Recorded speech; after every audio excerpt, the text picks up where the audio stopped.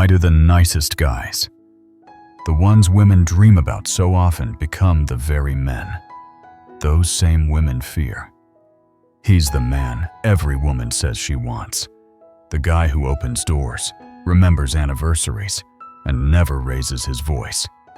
But give it 6 months in the wrong relationship, and he's unrecognizable. The patient man turns into the angry man. The calm communicator becomes the one who snaps. The respectful partner becomes resentful and loud. And here's the shocking part. You didn't just watch him change. He was trained, not on purpose, not with malice, but step by step, through tiny patterns so subtle neither of them noticed, until it was too late. This isn't about blaming men or women. It's about exposing the invisible loop that destroys love, erodes respect, and punishes patience until anger is the only language left. If you've ever wondered why the nicest guys end up the most frustrated, or why simple conversations turn into shouting matches, stay with me. Because by the end, you'll see exactly how patient men are conditioned into angry men, and how to break the cycle before it breaks you. He starts out as the man every woman says she wants. Polite, steady, always thoughtful. He carries himself with quiet strength, the kind that doesn't need to shout. His pride isn't in dominance or intimidation, but in patience and self-control. He solves problems through conversation, not conflict. He listens. He respects. He believes this is what makes him a good partner. And for a while, it works. But watch closely, and you'll see the cracks form. Not overnight, not with a single argument. It happens slowly, quietly. At first, he notices something small. She interrupts him in front of friends, or dismisses his feelings about a decision. He brings it up gently, with care. She brushes it off. He tries again, choosing his words more carefully, waiting for the right time. Still, she waves it away, or worse, flips it back on him. You're too sensitive. You're controlling. You're imagining things. And in those tiny moments, training begins. Each time she ignores his calm voice, his brain learns the same lesson. Patience has no power here. Respect buys him nothing. His calmness is treated as background noise. He doesn't give up easily. He bends. He adapts. He tests every angle. More humor, more romance, more timing, more logic. Weeks pass, months pass, and still nothing changes until finally, frustration breaks through. His voice rises not because he wants it to, but because he has no options left. And suddenly, for the first time, she listens. She reacts. She acknowledges. Maybe she even apologizes. And that is the moment the conditioning locks in. Because now, without meaning to, she has rewarded escalation and punished patience. She's taught him that anger gets results where respect failed. And he feels trapped between two selves, the man he swore he was and the man he's becoming. He hates the anger, but he can't deny it worked. And the cruel irony is this: the men who resist the longest, the ones who fight the hardest to stay calm, are the very ones most deeply broken when they finally snap. The transformation is underway. The good man doesn't disappear in one fight. He erodes, little by little, until even he doesn't recognize himself. Once the loop begins, it follows a script almost every time. He speaks calmly. She dismisses. He tries again. She minimizes. He reframes. She deflects. Each failure isn't just a dead end, it's a lesson.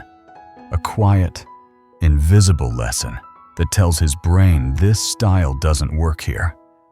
And because human nature is wired to adapt, he starts searching for what will. He doesn't jump straight to shouting. No, it's gradual. He sharpens his words. He grows more direct. He repeats himself with a firmer tone. But nothing shifts. The silence on her end becomes louder than any response. So his brain does what all brains do under pressure. It begins running an escalation algorithm. What volume will break through? What intensity will finally make her listen? At first, he hates himself for even thinking this way. He tells himself, "Stay calm, don't lose it." So he tries everything else. He uses humor to soften the message. He leans into romance, hoping affection will open her ears. He adjusts timing, setting, delivery. But with every respectful attempt dismissed, he's being pushed closer to the edge. And then it happens. He raises his voice not because he wants to, but because every other path has been exhausted. And like flipping a switch, she listens, she responds, she engages for the first time. He feels heard. That's when the trap closes. Because in that moment, she's taught him without meaning to that escalation works where patience fails. It's not that he wanted anger. He despises it. But now his brain has data. It has proof. Calm words equaled silence. Raised voice equaled results. And once that connection locks in, it's nearly impossible to undo. The escalation algorithm is complete. From here, every ignored calm request reinforces the same truth: he must go higher, louder, sharper, until she reacts. And the longer this dynamic runs, the more his patience rots away. The man who once thought anger was weakness now feels it's his only tool. And in that realization, he begins to lose faith in who he is. The first time anger works, something breaks inside him. On the surface, he's relieved. Finally. She listened. Finally. She reacted. But beneath that relief is a deep unease. He didn't want to yell. He didn't want to lose his composure. Yet now he has proof that calmness is useless, and anger gets results. And that contradiction eats at him. He looks at himself in the mirror and wonders, am I changing? Am I secretly just an angry man, pretending to be patient all along? Every time his voice rises, he feels both powerful and ashamed. Powerful because she responds. Ashamed because he swore he would never be that guy. This is the start of his psychological crisis, an identity collapse that shakes him to his core. At this point, he stands at a crossroads with three possible paths. The first is escalation. Many men slide down this road without realizing it. What began as a desperate last resort becomes a default strategy. Anger turns into a habit. Soon, he is no longer the patient man who occasionally snaps, but the angry man who occasionally shows patience. It works, but it corrodes his self-respect day by day. The second path is collapse. Some men are so horrified by their anger that they retreat completely. They stop fighting. They stop asking. They stop expecting their needs to matter. Outwardly, they remain in the relationship. Inwardly, they vanish. This is learned helplessness, the death of their voice. Resentment doesn't disappear. It hides underground, poisoning them slowly, leaving them emotionally numb and disconnected. The third path is the hardest. If your calm voice is ignored, don't raise it, walk.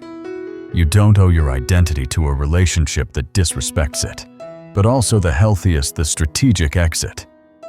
These are the men who see the conditioning for what it is and refuse to keep playing the game.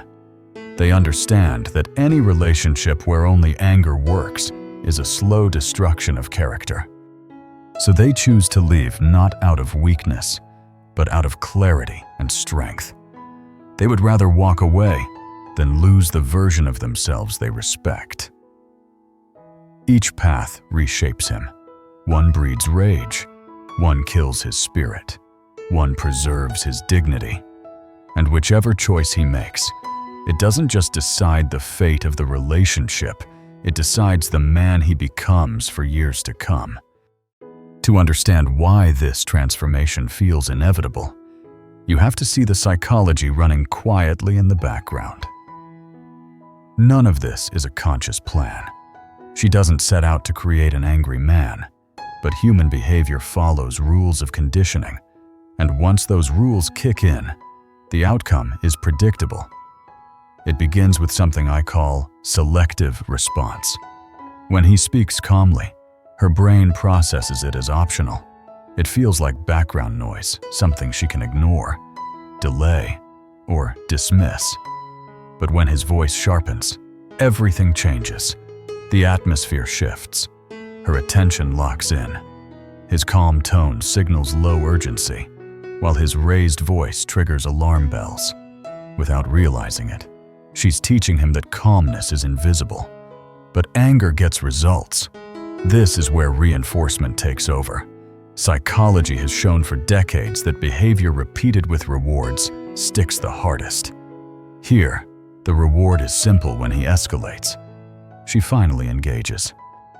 When he stays calm, she tunes him out. His brain doesn't care about morality, it cares about results. Slowly, unconsciously, it learns to abandon what fails and cling to what works. But the most dangerous mechanism is the urgency illusion. When he yells and she finally responds, they both misinterpret what just happened. He believes his anger finally made her understand how serious the issue was. She believes he blew up over something minor. The truth, the issue was always serious. What changed wasn't the problem, but the volume. And that misunderstanding cements the cycle even deeper. Over time, the respect that once held their bond together begins to erode. From his side, he feels his calm voice has no value. From her side, she sees him as unreasonably aggressive. Each interaction widens the gap. He loses respect for her because she forces him to shout to be heard. She loses respect for him because shouting is the only time he's heard. And both of them are blind to the fact that they've been reinforcing the very loop that's destroying them. This isn't just conflict, it's conditioning, a silent rewiring of how two people talk, listen, and value each other. And once it takes root, it's one of the hardest cycles to escape. This is where the trap becomes almost unbearable. Society has spent decades drilling into men that anger is toxic, that raising your voice is abusive, that any form of aggression makes you dangerous, controlling, unworthy of love. And the good men take this to heart. They vow never to be that guy.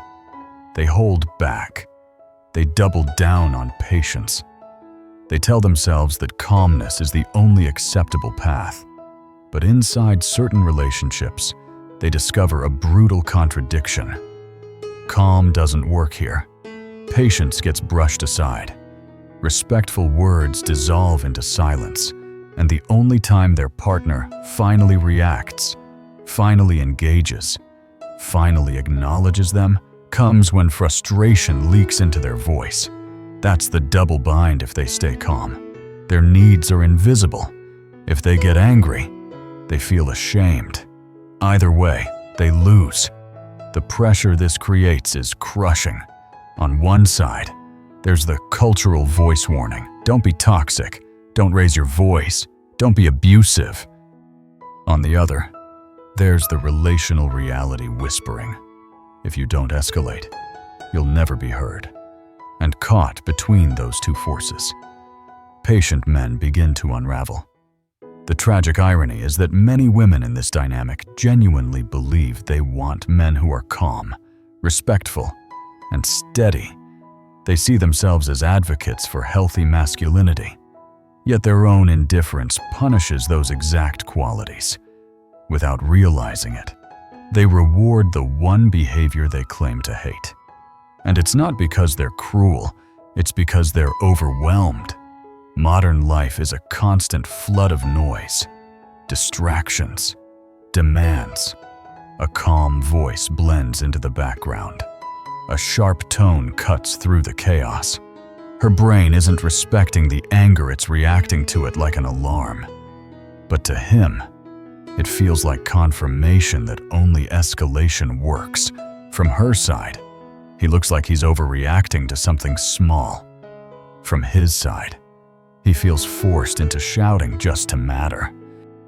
And that's what makes the double bind so destructive. The very men who work hardest to avoid becoming toxic are the ones most at risk of being conditioned into it. And once they believe patience has no place in love, their identity and their relationship both start to crumble. Here's the cruel paradox. The more patient a man is, the more vulnerable he becomes. What should be his greatest strength, his calm, steady nature, slowly turns into the very rope that tightens around his identity. This is the patience paradox. An impatient man escalates early. He sets his tone and boundaries right from the start. Even if his delivery as Aiwu isn't graceful, it forces recognition. But the patient man, he believes in giving chances. He tells himself, she didn't mean it.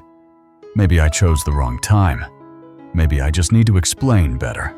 He bends, he adapts, he waits. And every time he does, the cycle digs deeper. By the third or fourth month, his calm voice has become background noise. She barely registers it. By the 9th month, he's exhausted his entire repertoire of respectful approaches. Nothing has changed. By the 12th month, frustration boils over, and his voice finally rises. And in that moment, after being ignored for so long, she finally reacts. The trap is complete. But here's the tragedy: he doesn't understand what really happened. He thinks she responded because his anger finally made her realize the issue was serious. She, meanwhile, thinks he blew up over something trivial. The reality, the issue was always serious. What changed wasn't the importance, it was the volume. And because neither of them sees the truth, they both walk away reinforcing the same destructive loop. From his side, he now believes anger is the only effective tool. From her side, she now believes he has a temper problem. He sees himself as forced into escalation. She sees him as unstable. Both feel justified. Both are wrong. And the respect between them erodes with every cycle. That's why the patience paradox is so brutal.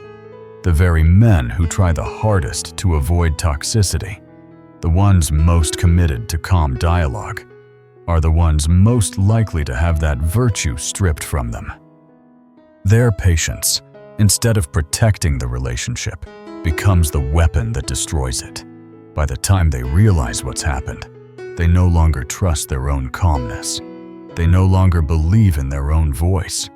And once patience dies, it rarely comes back.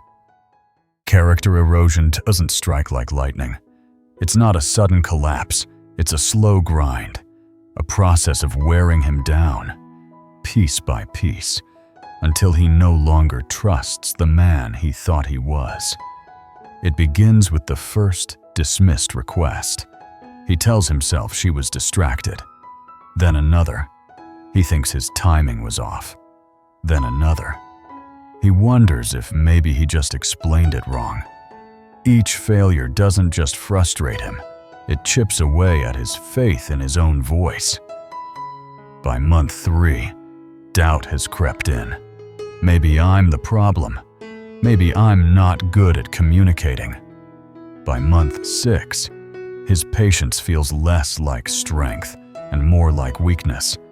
Resentment simmers under the surface, but he swallows it down because he still refuses to be that guy. By month 9, he feels like a shadow of himself, quiet, restless, unsure. And by month 12, when he finally snaps and raises his voice, he gets results. For a moment, it feels like victory. But really, it's defeat. Because that's when the conditioning hardens. That's when the erosion is complete. Now his calm voice feels powerless. His patience feels pointless. Anger becomes his only reliable tool, and he hates himself for it. The shame sinks in deep because he always looked down on men who yelled, who lost control. Now he's become one of them. And once that self-image cracks, it spreads beyond the relationship. At work, he finds himself snapping at colleagues when he's ignored. With family, his fuse is shorter. With friends, he grows irritable over small slights. The same lesson follows him everywhere. Patience is useless. Anger gets attention. What started in one relationship begins rewriting his entire character. This is the true tragedy of character erosion. He doesn't just lose patience. He loses himself, his identity. Once rooted in calmness and respect, is slowly replaced by a version of himself he despises. He doesn't wake up one morning and decide to be angry. He's trained into it, one ignored conversation at a time, until the man he once was is gone. The good news is this cycle isn't unbreakable. It feels like a trap, but traps only work when you can't see them. Once the pattern is visible, you have the power to stop feeding it. Both men and women play a role here. For women, the key is awareness.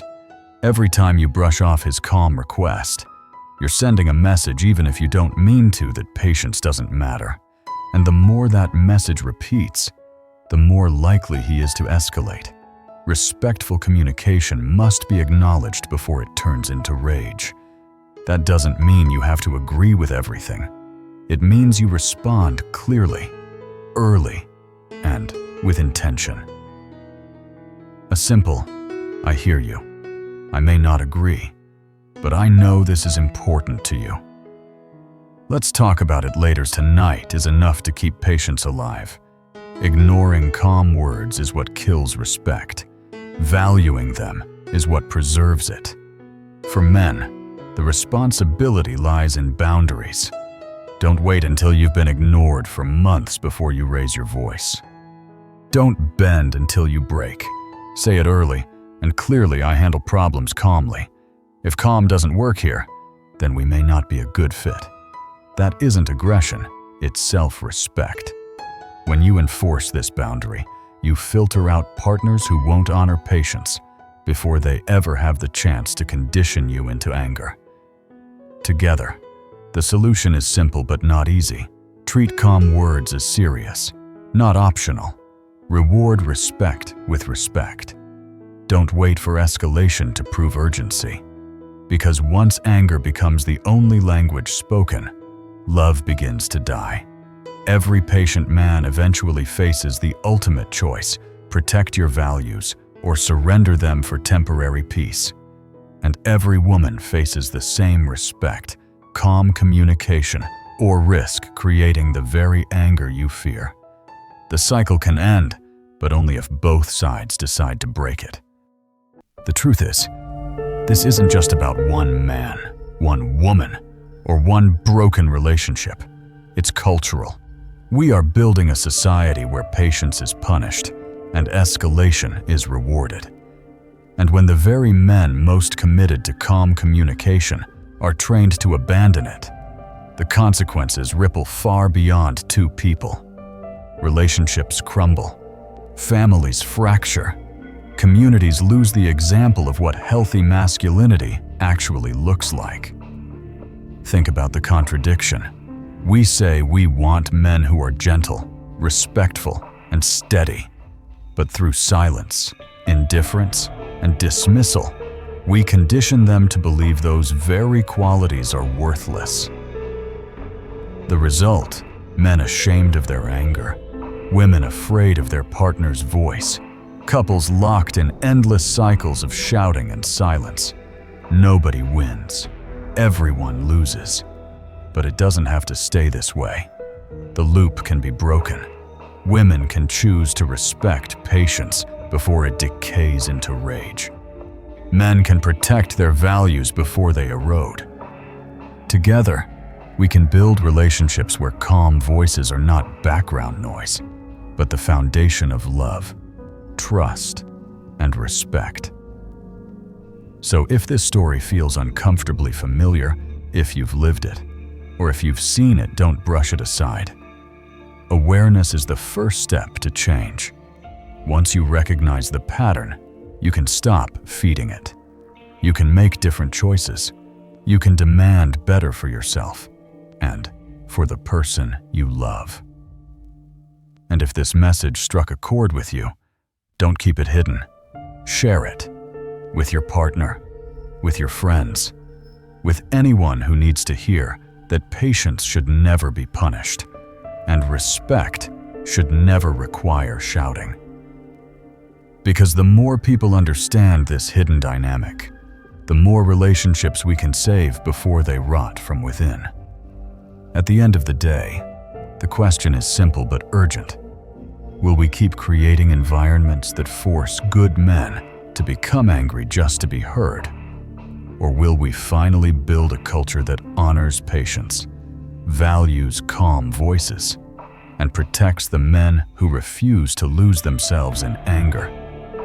The answer begins with you. Your response, your boundaries, your choice to protect what matters.